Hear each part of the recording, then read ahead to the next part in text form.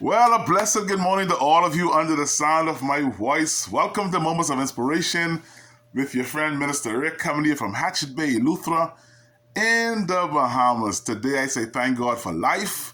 Thank God that we still breathing. Thank God we're still above ground.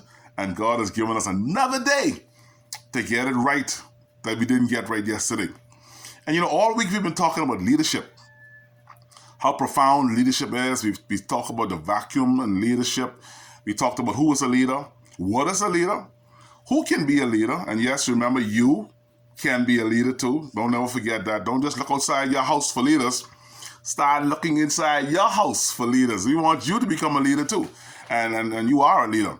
And so we've talked of the type of leadership, what makes a good leader.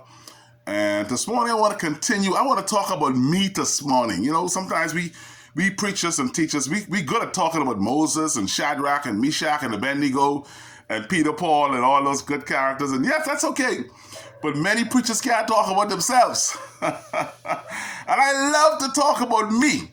You see, I love to talk about me. And I know I'm a leader.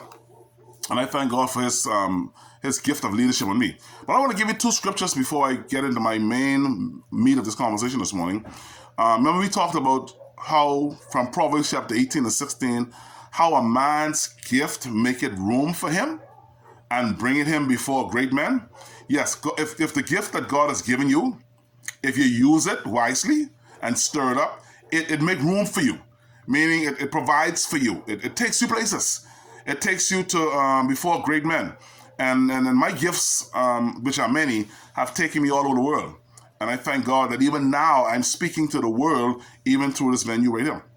And then John 15 and 16 says, "Ye have not chosen me, but I have chosen you and ordained you that you should go and bring forth fruit, and that your fruit should remain.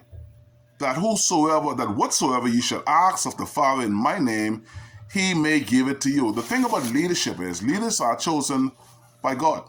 You can't choose yourself. So I thank God at the age of 15, I was a room leader in my school, Windermere High School. At the age of 15, I was in a boarding school. And at 15, I was in my fourth year. I became a leader of the guys in our room, 6 guys in each room. And I was a leader at 15. And at 16, I was a leader again. At 21 years old, I was the lieutenant, second in command of the Boys Brigade, 11th Company Boys Brigade here in Hatchet Bay. My brother and friend and good cousin Ken Scavallo was captain.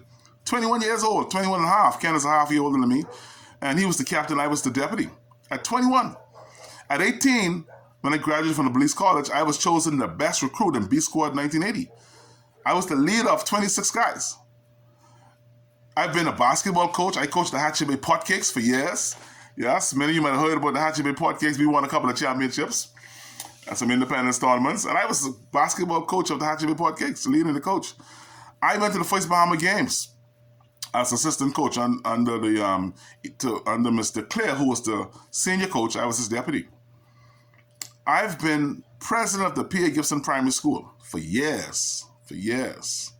I had to stay home to duck them having to vote for me to become president again. They still voted for me even though I stayed home. I've been chairman of local government in Hatchet Bay from the beginning. I've been chief counselor in Central Luther.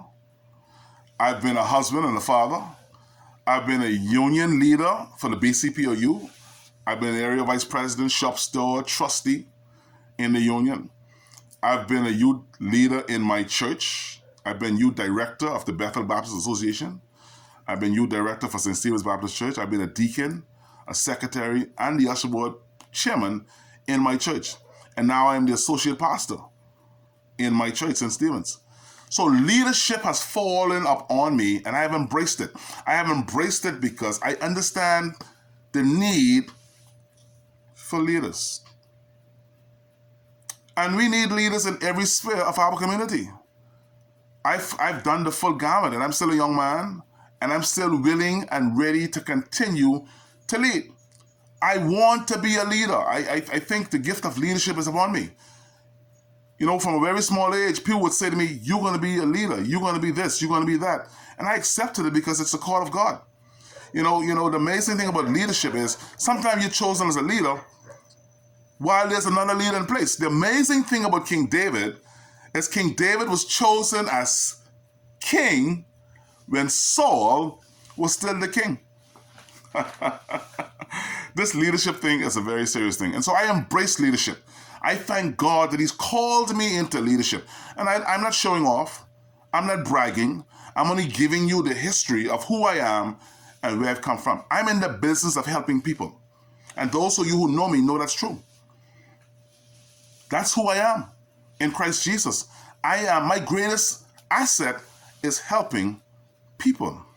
And so I give God thanks and praise that he has chosen me and made me a leader of his people.